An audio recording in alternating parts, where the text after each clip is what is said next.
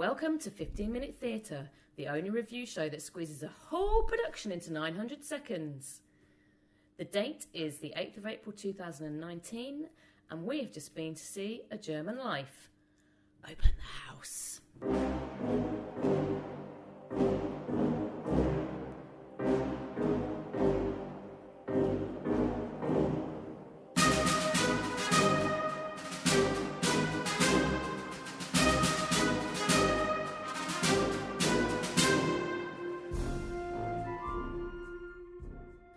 What, James?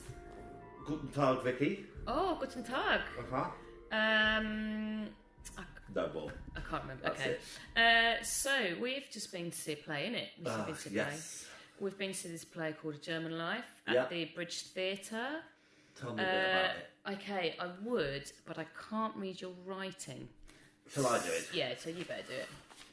Okay, that was our role reversal. I think we'll stick to how things are for today. Yeah, but if I wrote it, we'd be able to So understand tomorrow it. you can do it. Okay, fine. Great. Okay, so it was adapted from the life and destiny of Brunhilde. So you can't read your writing either. Well, Sometimes I think James rushes things, and they don't get done not. properly. I find that really offensive. It was drawn from the life and testimony of Brunhilde Pomsel. It was written by Christopher Hampton, directed by Jonathan Kent. Now, not to be confused with Superman's father. Oh, yeah, of course. Designer was Anna Flischl. Sure. And there was only one actor in it. Was there? Who was that? Maggie Smith. Dame Maggie? Dame Maggie Smith, yeah. Dame Maggie. And it's at the Bridge Theatre, and it's running until the 11th of May 2019. Okay. Oh, Vicky, give us a synopsis, please. Well, I'm going to be completely honest with you. I was asleep for quite a lot of it. I know, I'm amazed I stayed awake for it.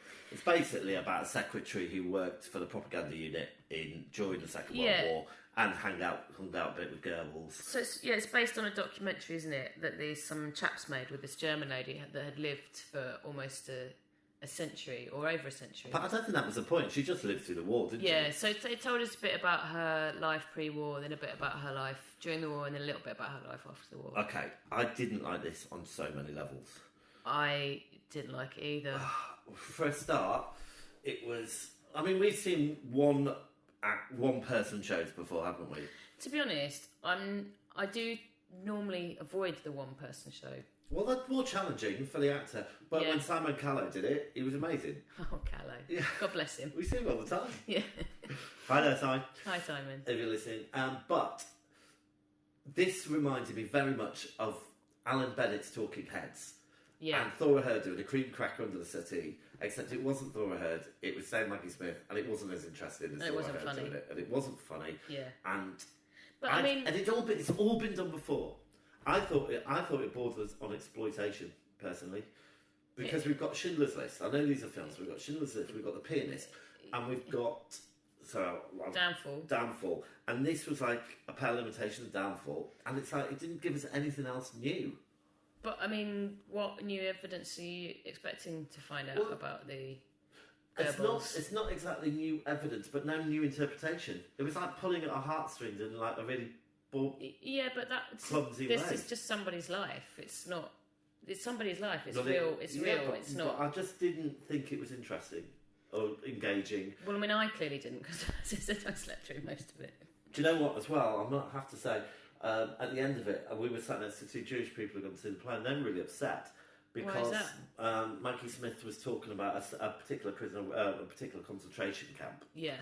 And apparently, at this camp that was mentioned, nobody was. People weren't there. Jewish people. Oh, so she said that when she had a shower, she was there for 5. Well, not. I don't think she was there for entire of her. But that was like a big point, wasn't it? But she said that when she went in the showers, she would think, "Oh God, this is where they came to die." Yeah, which isn't true. And also, apparently, the gas didn't come out the shower heads and stuff. Okay. So, I just felt every step it felt like a very well-made GCSE drama project. Yeah, there was no light and shade in it, was it? It was just sort of one level all the way through. It was also She was so, this came obviously from the interviews that were done. Yeah. But she was so complacent. I would have preferred to see someone who was more defensive.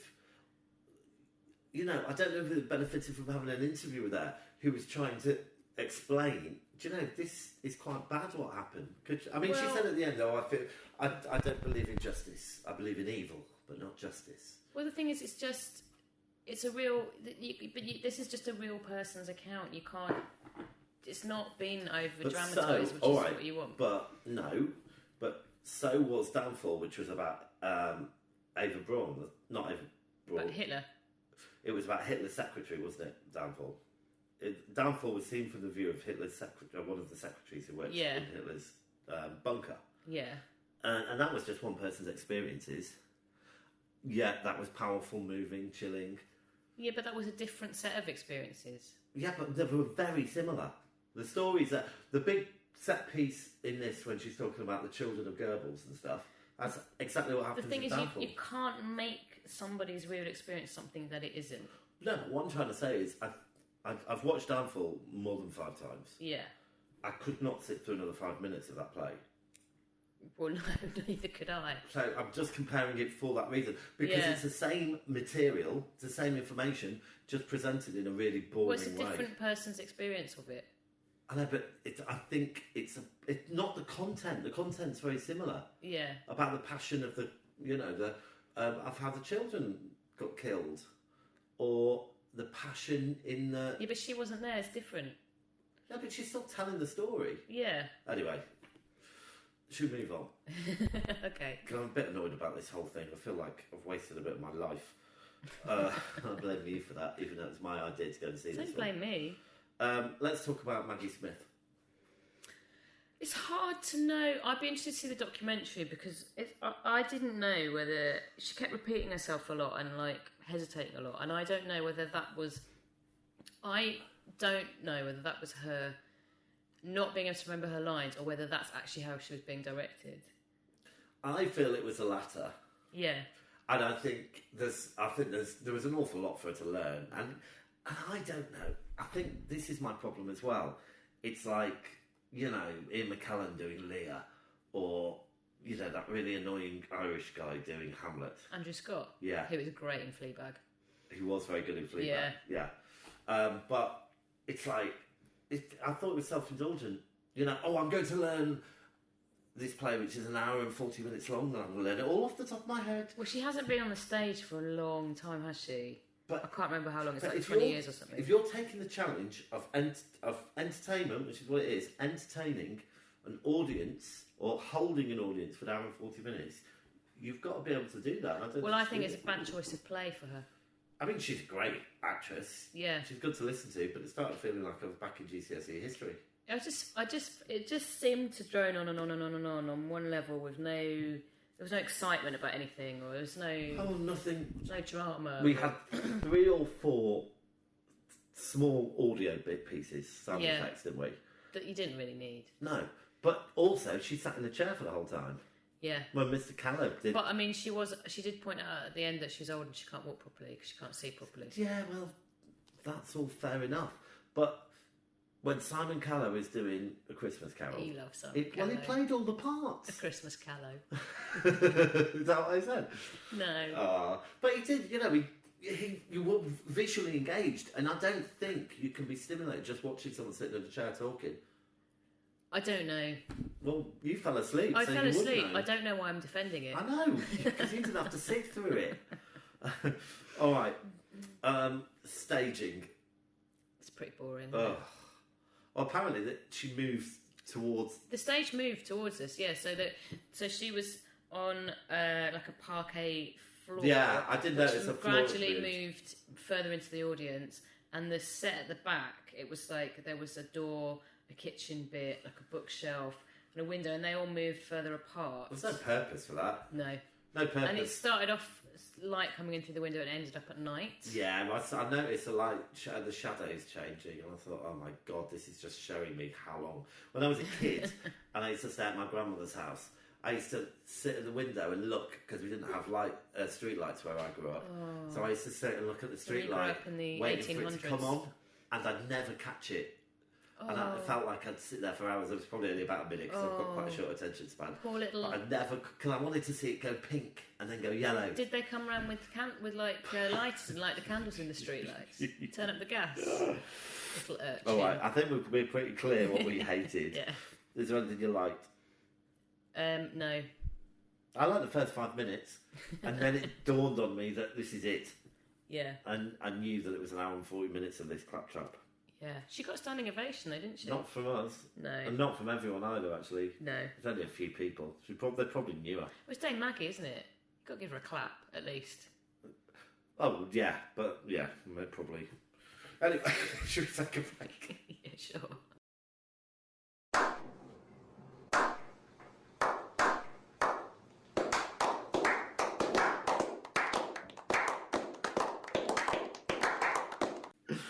Okay, audience antics. Everyone was very well behaved. Everyone sat very quietly. Well, I suppose if there's anything, I must point out the two Jewish people who sat next to us, and I think they were coming from a society or something, because they were there on business. It felt. Do you think? Yeah, and they were saying that they're going to write. They wanted to write to the theatre, and they were really upset actually that it was misinformation, and Yeah. I felt upset. You know, when you... I know I'm banging on about the films, but I've got no other comparison. But when you watch something like Schindler's List or The Pianist... They are massively over-dramatised. Of course they are. But you really feel the plight and the persecution of the Jewish people. And in this, it was really skirted over. Well, she said she didn't really know what was going on, didn't she? Yeah, but that's what this woman was saying in an interview. Yeah. And I don't know if verbatim theatre is the best, most interesting form of theatre anyway. Do you know what verbatim theatre is? What is verbatim theatre, please fill us all in? Verbatim theatre is basically when you take an interview and just perform that. Did you ever see London Road? No, I saw London's Burning and I hated it. We'll talk about London Road afterwards. Oh, right then. Yeah. Okay, so thank you to those people in the audience, and I hope you did write to... I hope you did get it changed. Not that you can, because you're saying her interpretation. Actually. Well, good luck. Do you know what I think it would have benefited from? What's I think that? I've said this. The song and dance routine. Definitely. I'm thinking of where you can put that in. Springtime for Hitler. Don't. Sorry, that's very poor taste. It is. It would have really benefited from having the interviewer. Have you said that already? You've said that already. All right, but I really mean it, so I'm going to say it again. Okay, because you can say it again. Even if they just ask the questions they ask, having them looking and the reactions will at least give them something else to look at. Yeah. Oh, right. I don't know. Should we score it? Yeah. All right, so I'll go first because you went first last time. Okay. Performances, James. Well, I struggle with this because I think she gave a good... She's a... Look, yeah. But I was saying she could read the back of a cereal packet and make it sound interesting. Yeah. And she's got a certain tone, and she was just doing that, so I'm going to give her an 8. Well, that's generous, I think. Vicky? It's tricky, isn't it? Because it's Dame Maggie Smith. Just because she's got a dame in the front doesn't mean you have to... There's nothing like I'm a dame. going to give her an 8 as well because I did fall asleep, but Okay. she was... Yeah, she is you good. shouldn't be able to mark any of these. Yeah. Staging and technical, Vicky. Oh, I'm going to give it like a 6. You're joking. I'm giving it a 2. The stage moved. Okay. Oh my lord. Right, narrative 4. But that's generous. I'm going to give it a 5. Originality. I'm giving it a 1. You really hate it. I'm going to give it a 4. And was it worth it? 3. I'm going to give it a... And that's for sitting and watching Maggie Smith. I'm going to give it a 4 for sitting and watching Maggie Smith. Alright, so listen, while I total these all important scores, would you be so kind as to tell the listener, I like the fact you were looking, but you already know. I know what we're going to see. What we're going to see. We've got a bit of a theme going on this week, so tell the audience, please. So, tomorrow night, in fact, we are going to go and see Fiddler on the Roof, which is another one of James's choices. Is it? Yeah. Oh, brilliant. This is James's don't blame James's me week. for today, because that'll mean I'll never get to choose another player again. I only ever get to choose like 1 in 5, listener. That's absolute nonsense. We could go through them in the award show. Okay, fine.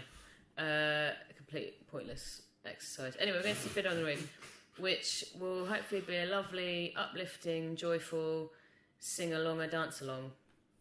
Done the scores? I have done the scores. It gets harder every time. Right, it gets a star rating of 2.25. Oh, that's which poor. puts it right at the bottom of the leaderboard, Oh, below that the is American poor. clock. Oh my lord. Poor Maggie. It puts it way lower than the Wider Earth, Yeah. which I now use as my leveler. At least that was a bit entertaining. Well, look, I think I'm going to put, if this was a GCSE exam paper, I must try harder. Poor Maggie. Poor Maggie, never mind. It's done, we're done, the war's done, let's all move on and try and get on with our lives. Okay, good. I feel like I need another musical. I feel like I need a drink. Thankfully, that's the theatre bell, which means we can thank do God. all those things. Let's go. See ya. Bye.